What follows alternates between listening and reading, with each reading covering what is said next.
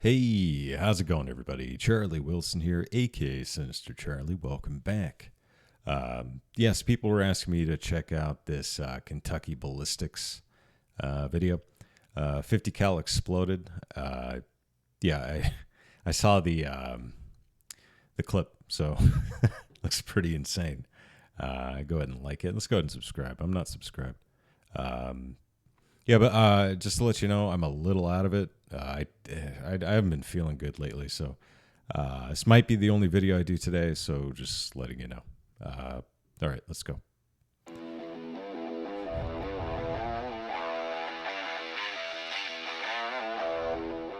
What's up, everybody? Hi. My name is Scott, and I'm going to tell you about how my 50 cal exploded, and I almost bit. Oh, I just saw that. Oh, my God. Oh, my God. The neck. Scott, and I'm. Dude. Jeez. That's crazy, man. I didn't know how bad that was. I didn't think it was that bad. I mean, I knew it was bad, but I didn't know it was that bad. Let's get you in the jugular. I'm going to tell you about how my 50 cal exploded, and I almost bit the dust about 2 weeks ago. So I guess I didn't need to to pause it. you He was going to show me. are probably wanting me to explain my injuries, and I'm going to do that. But I think it's best we start from the beginning. I know some of you are going to try to skip around in this video. I highly recommend. Hey, man. I'm in for the long haul. And you stay tuned and listen to all of this. But for those who are going to skip around, let me clear something up first. This was not the bear that we torture tested, and this was a complete freak accident. There's nothing that I did to have caused this. So April 9th, 2021, we come out here to shoot a fire hydrant with some slap rounds using my Serbu RN50. So we have the Serbu RN50 with the 36-inch long heavy barrel, and we're gonna go ahead and go big or go home and start out with this. This is a 50 BMG slap tracer round. The slap rounds tend to go a little to the right, so I aimed a little to the left, but this one actually hit true to where I was aiming. Word up. We hit right here, and you can see that thing is smoking.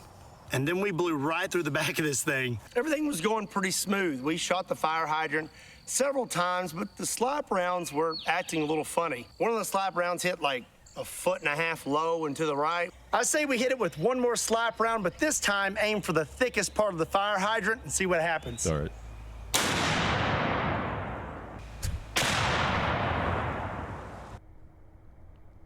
Notice how the muzzle flashes compared to this first slap round.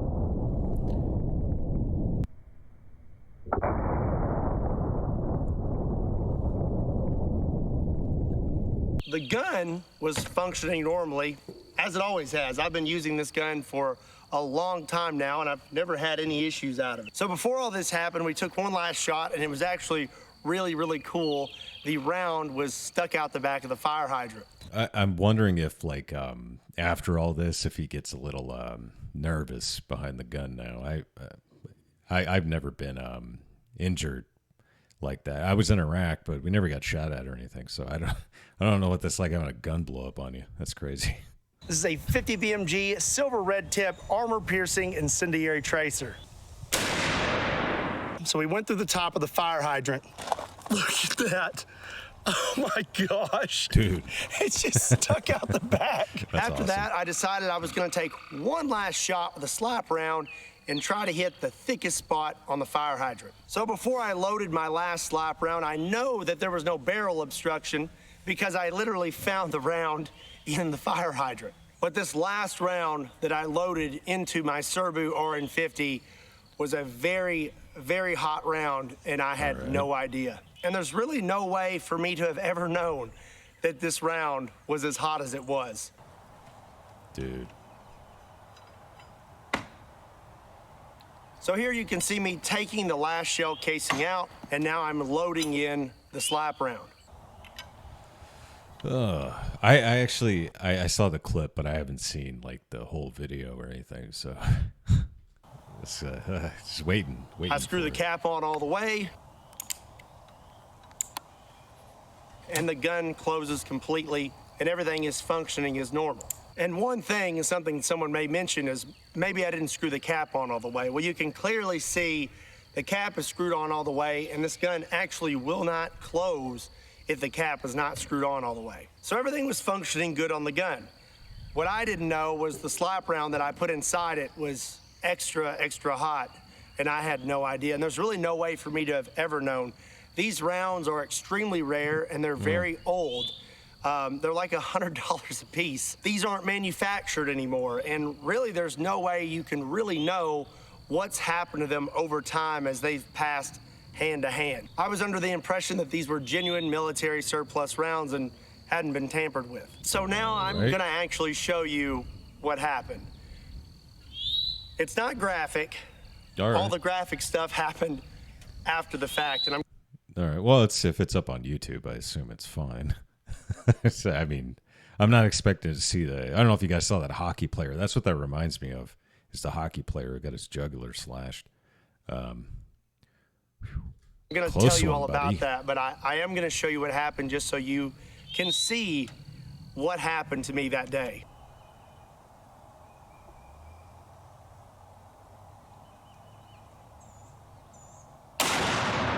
Oof.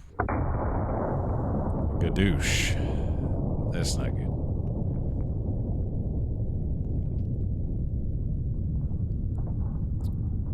So when I pulled the trigger, the gun exploded almost immediately. So the first thing that went was this cap.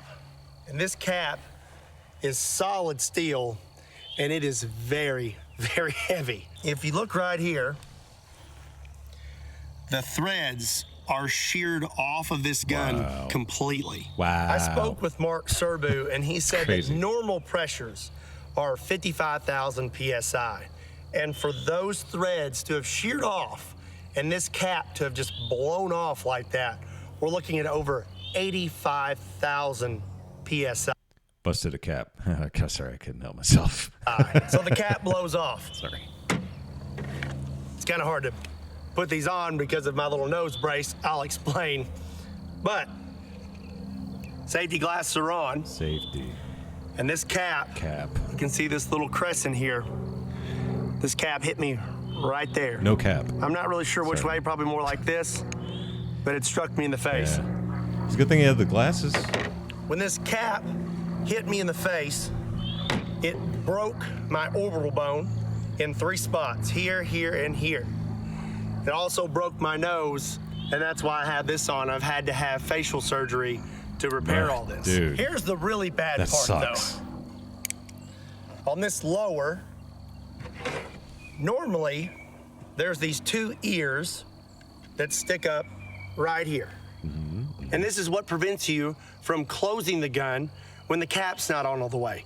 If the cap is on all the way, it will fit perfectly right here with those ears pushed up against it. When the cap blew off the gun, it came straight back, shearing those ears off the lower. One of these is still at the hospital. Okay. And this is the one we found. This one zipped right past my head, went inside my hat,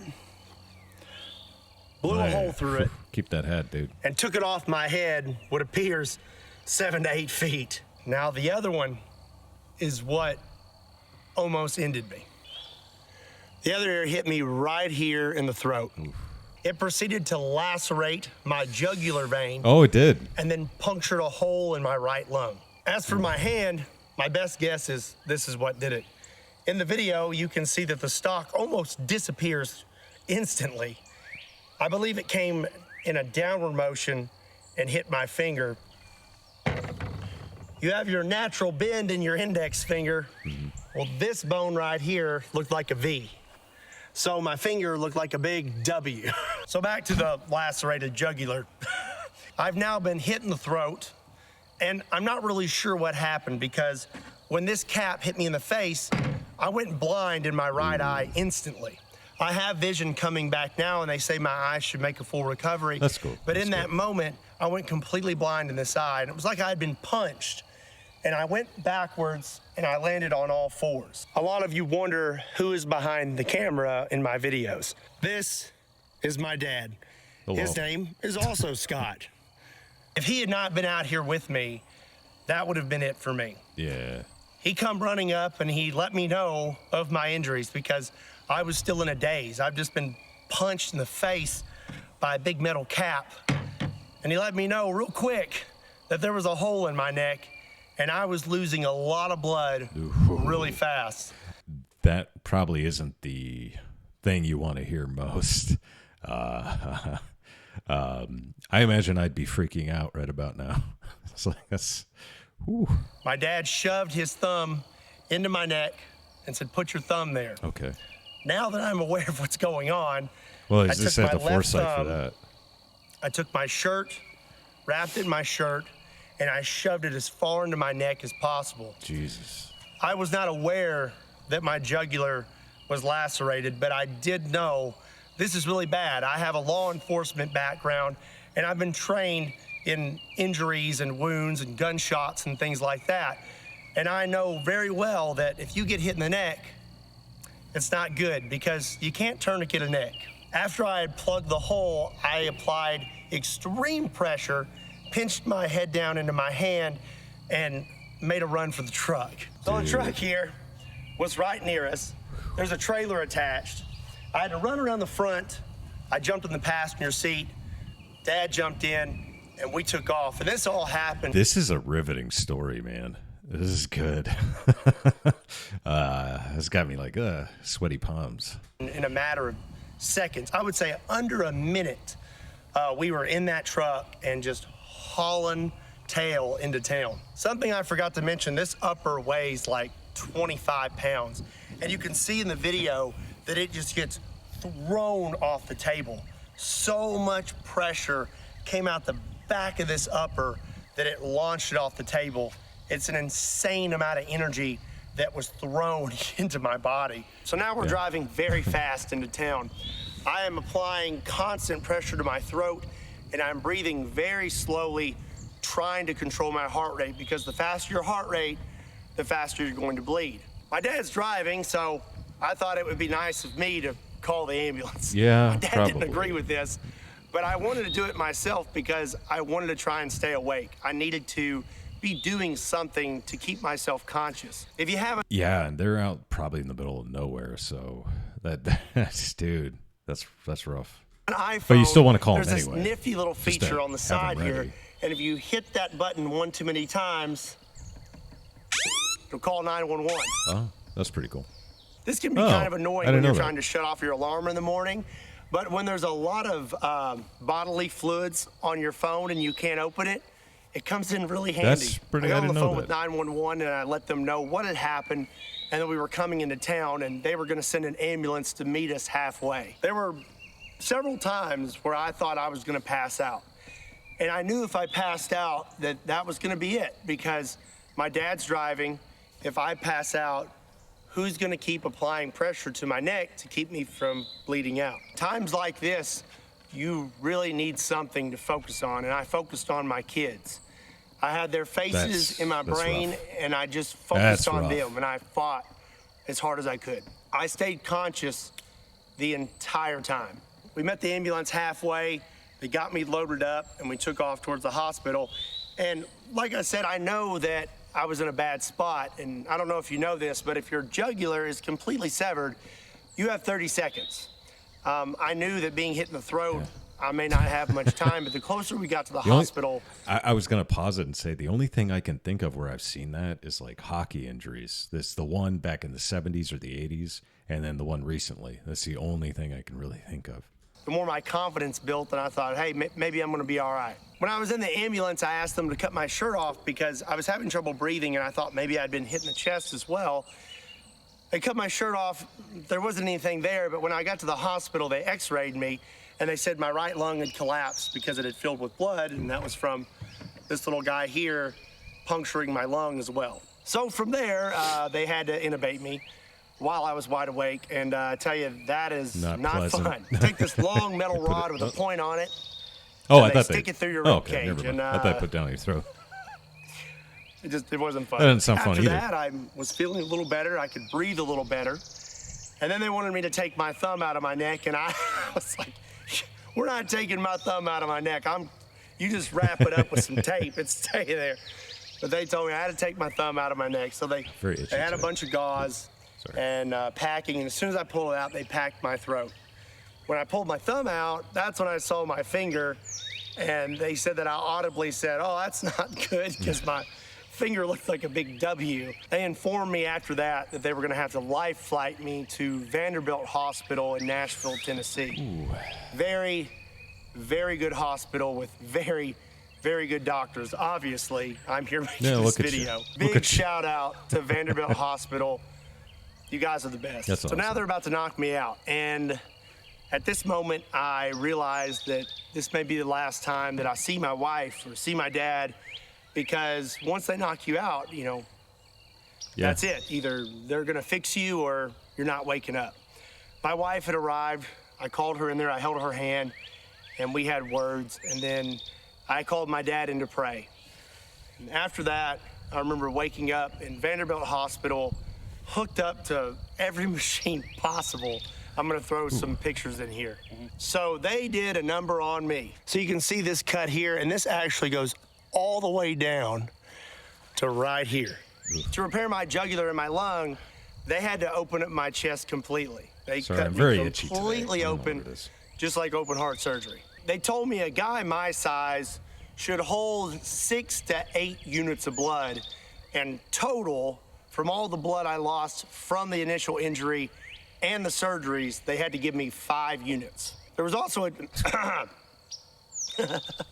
You all right? There was also a chance that I could have had a stroke. To repair your jugular vein, they have to pinch it off. Well, your jugular vein supplies the oxygenated blood to your brain. So they can only pinch it off for so long. They pinch it off, they repair it, then after that, when they open it back up, all that blood rushes into your brain, and there's a chance you could have a stroke. Oh, okay. Praise God, I did not have a stroke as well. As for my hand and my face, they had to do surgery on that as well. I have pins in my finger to hold it in place. And like I said, they had to repair my orbital bone in 3 spots. As you can see, they cut me here and right here. And they also cut inside my mouth, all the way back here to the front, to be able to get to all of those spots. So I had a breathing tube in, but I still wanted to talk. I wanted to know what had happened to me and what was going to happen. Well, my nurse, Cody, shout out to that guy, best nurse ever, brought me a dry erase board so that I could write and ask questions. Oh, that's cool. I wanted to talk to my wife. Well, he would call her for me, and then I would write out what I wanted to say, and he would say it over the phone for me, and then I could sit there and talk to my wife. Also, I really wanted a mellow yellow. I was craving it so bad. Sorry, I've got this annoying bass car driving by. Okay. When I was finally unhooked from everything, I remember sitting in my room, and he peeked his head in. He was like, "Can you eat and drink now?" And I said, "Yeah." And he handed me a mellow yellow. Nice. Coolest nurse ever. That's pretty nice, So for man. about 2 days, I had tubes coming out of the front of my chest, 1 tube coming out of my right side, and 1 tube coming out from behind my collarbone to drain everything around my lungs. And I had to carry this little vacuum pack with me. They removed those really quick. I'm healing extremely fast. They kicked me out of trauma within a few days. This happened on April 9th, which is a Friday. I went home the following Saturday. There is a lot more to this story when it comes to my injuries and everything that I had to do to overcome them. Yeah. Long story short, I shouldn't be standing here. I should be 6 foot under, and if it wasn't for God, I wouldn't be talking to you right now. So I know there's one big question that you're all wondering. What's going to happen to Kentucky Ballistics, and am I going to keep making videos? And the answer to that is absolutely. I'm not going to quit doing what I love because of a freak accident. There's nothing that can keep me from continuing on. That's I the love spirit. That's the what I do, spirit. and I appreciate every single one of you. I am healing at a Wolverine rate. I am healing so fast. Hold on, really, Logan. a lot of people have been kind of confused at how fast I'm healing. That's God. He's healing me quick. And I'm going to keep making videos, and I cannot wait to get back out here. I have some videos planned, and I think you're going to like them. It's going to be some really funny stuff. Also, I know there's going to be a good bit of you that want to... you know what? Don't let a good tragedy go to waste. You know what I mean? Don't let a good crisis go to waste. Just put a thumb in it. It's good. It's good. I like it. Support me while I'm healing, and I really appreciate that. But I don't know if he's wearing that earlier. I don't want to do a GoFundMe or anything like that. If you want to help me out, I want you to get something out of it too. So we got some new shirts. The doctors told me that if it wasn't for this thumb, that I would have died. This thumb saved my life. And my wife came up with this saying. She said, just put a thumb in it. And I thought that was the funniest thing ever. So that's what we're going with. We have just put a thumb in it shirts. I think these are awesome. And if you want to support me, there's a link in the description down below. They're available now. Pick you up a shirt and support Kentucky Ballistics. Word up, doggy. This is not my normal content and definitely not what you expected me to post this week, but this is something I felt like I needed to let you know. Again, this was a complete freak accident, and there's no way I would have ever known just how hot that round was until it was too late. So like I said, I'm healing really fast, and I'm gonna be back to it as soon as possible. But in the meantime, keep your eyes peeled for some pretty interesting videos I have planned and my update videos. Before I close this video, I just wanna say how much I appreciate every single one of you. Thank you for making what I do possible. Oh, shucks. And I know that the majority of you are going to be extremely supportive right now, and I really, really appreciate that. Don't forget, if you want to pick up a shirt, there's a link in the description down below. And as always, my name is Scott. And you will most definitely see me next time. Yeah. There you go. There you go, homie.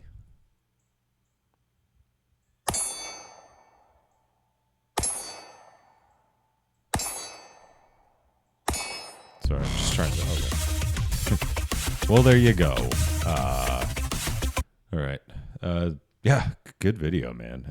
Thanks for suggesting that, everybody. Yeah, pretty crazy. Am I on screen or off screen? I can't tell. Yeah. So there you go. Yeah. I don't know what to say. That's pretty insane, man. Whew. All right. Thanks for watching. I really appreciate it. Please like and subscribe down below. Yeah, if you got any suggestions, this was a suggestion. So if you guys want to put anything down below, that'd be really appreciated. Thank you very much, and bye.